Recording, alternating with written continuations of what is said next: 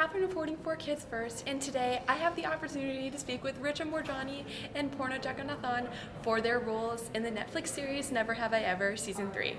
Richa Moorjani is known for her roles in 911, The Mindy Project, NCIS Los Angeles, and now Never Have I Ever. Poorna Jagannathan is best known for her acting in Big Little Lies, Night Of, and Never Have I Ever. She also produced and acted in the award-winning play Nirbhaya. Thank you so much for talking with me today about Never Have I Ever Season 3. Welcome to the show. Sure. All right, so we're going to start with Richa. Yeah. So in what ways do you relate to your character? Oh my gosh, I relate to my character in so many ways. First of all, I think we're both just very awkward people, and we get ourselves into very awkward situations, which comes from a deeper issue of being a people pleaser. I think both of us we have the disease to please. She's laughing because I say this all the time. No, because it and is funny. It's true yeah, too. very funny. You know, and also aside from that, just the pressures that we feel from our family and culture and community to be perfect in a lot of ways and to make everybody around us happy.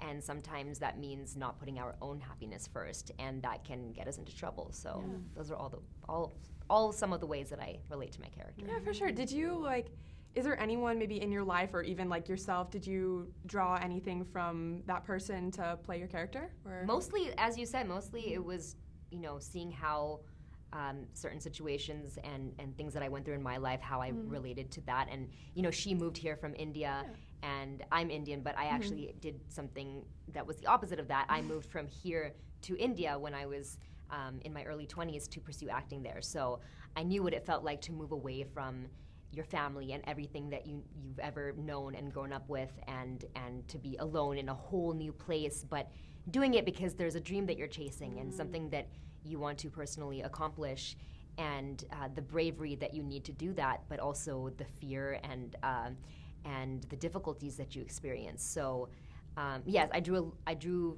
from a lot from my own life.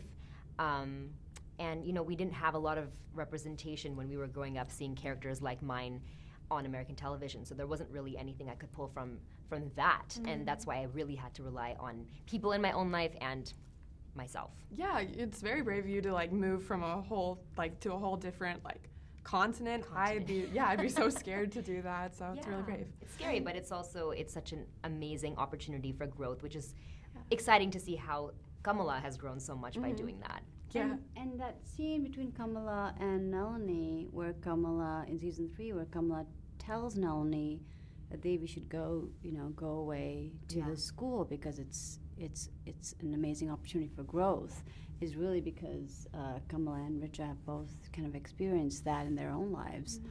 And it's a very telling moment where Nalini kind of looks to Kamala for, Nalini always kind of presents as having the answers, but is now looking to both Devi and Kamala for growth. Yeah.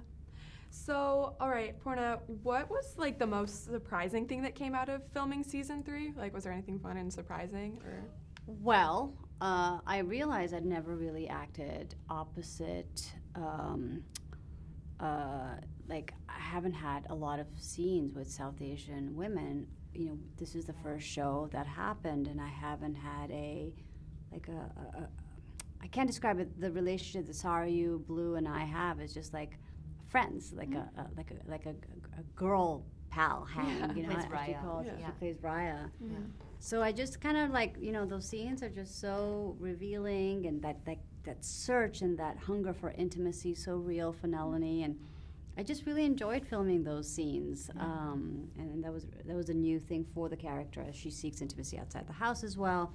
But also for me, I realized I'd never really had that kind of friendship scenes with a South Asian actress before. Yeah, or another actress of color, actually. Yeah, honestly, that's really great that you can find ways to connect, and you guys are close in real life, as you said. We became really close. We're that's really close. Great. All of us, yeah. That's so great, yeah. So also, I'm going to ask the same question to you. Yeah. Was there anything that's surprising to you, I guess?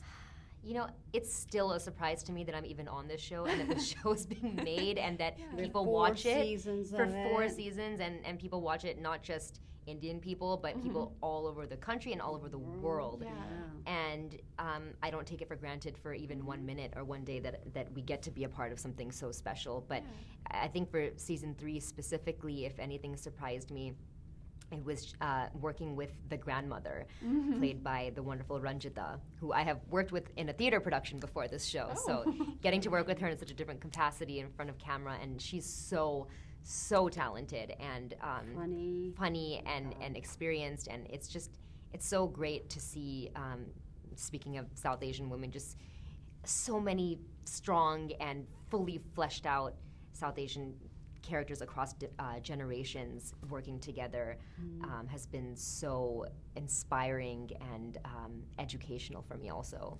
Yeah, honestly, I feel like it's really great because, as you said, there isn't, I feel like, a lot of Indian representation on TV. Like, I notice it's really not, so it's really great to have this, like, wonderful show on Netflix for, as you said, like, everywhere. Yeah. You know? It's really great. Yeah. Thank you. Yeah, it's great as for audiences, but it's also great for us as actors just to feel like we talk about this a lot, how it's the first time either of us, she's been in the industry longer than I have, but even for me, it's just the feeling of walking onto a set and feeling like it is truly your set, feeling like you belong there. That's something that I think neither of us have ever truly experienced, and it's such a beautiful feeling, and I truly hope that any set that I ever walk onto after this one, that I can feel that way.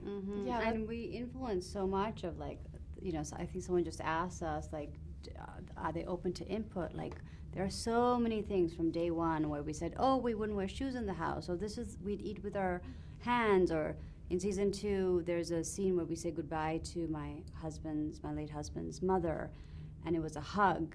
And in our, where we come from, we actually lay on the floor and we bow in front of them. So, all these small, tiny Nuances, adjustments and nuances that they're always open to, and the whole, so even what Nalini wears it's such a deeply collaborative process that neither of us have been part of that kind of sort of deep dialogue and collaboration before, and I hope we both carry that on forward. honestly, that's really great that you guys can have input into like, a show like that. So to follow up on that, you explained some stuff already, but was there anything like super big that you felt like, oh, this isn't right, we should change it, or oh, we should add this like into maybe a scene or like an episode? A lot of the things that Poorna mentioned, like those were actually quite big things, like not wearing shoes in the house or eating with their hands. Like might seem like a minutia, but it's actually like a very that's how you add authenticity to a show, and that's why people, when they watch it, they feel like, oh my God, this is my family. That is how we eat at home. We don't wear shoes in the home. But specifically, I will speak for my character in I think it was season 2 and 3 actually. There were a couple of lines that one was between Nalini and Kamala, that Nalini says something to Kamala in Tamil, which is the language we speak in the show, in our family, and initially it was written that Kamala responds in English, but I said, actually, I think she would respond in Tamil.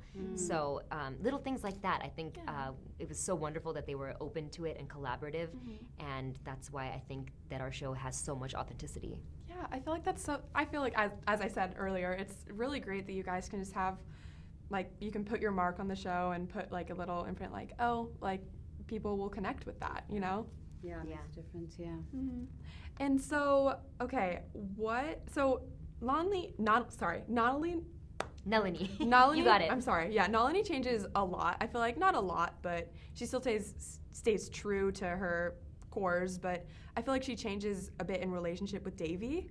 So can you tell me what it was like to explore that part of it was Nalini? a very pivotal conversation that happened in the writers' room, which is, would Nalini stand up for Devi? Yeah. And a lot of the South Asian female writers was like, I don't think my mom has ever stood up for me till today, like it's a stretch, But how do you? TV can obviously reflect our times, but it can also have characters that do things differently, so that it kind of changes how viewers How can I describe She this said the it really best? well, actually, in another Tell me. interview. She said, and I remembered it, Yeah. TV can, these stories can often reflect who we are, but it can also show us who we can be. Oh my God. Yeah, I'm thank totally you stealing that, so by the way. Much. That's why I remembered it. Thank you so much. Yes. It's a great quote. What's it called? Who we It's are, who we can TV be. can I love reflect that. who we are, but I it can love also that. show us who we can be. I love that.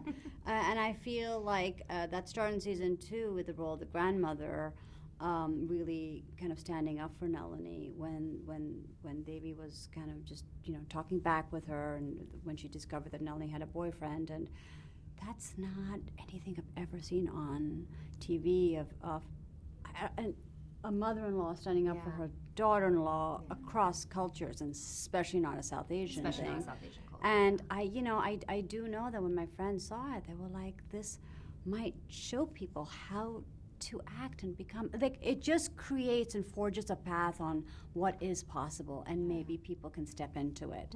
And also this show, even for me, like the lines that the therapist say, or the lines the mother says, it's like the lines you've never heard but kind of need, right? Yeah, they just deeply resonate. And they're just resonating. So it's that. Yeah, all right. Well, thank you so much for talking with me. Oh, thank you. It was It so was great such a to meet you joy. all. Thank you, Richa Moorjani and Poorna Jagannathan, for talking with me today. Never Have I Ever Season 3 releases on Netflix August 12th, 2022. I'm Katherine reporting for Kids First. Please be sure to like and subscribe to our channel so you don't miss my next interview or those of my awesome team members. See you later. Bye.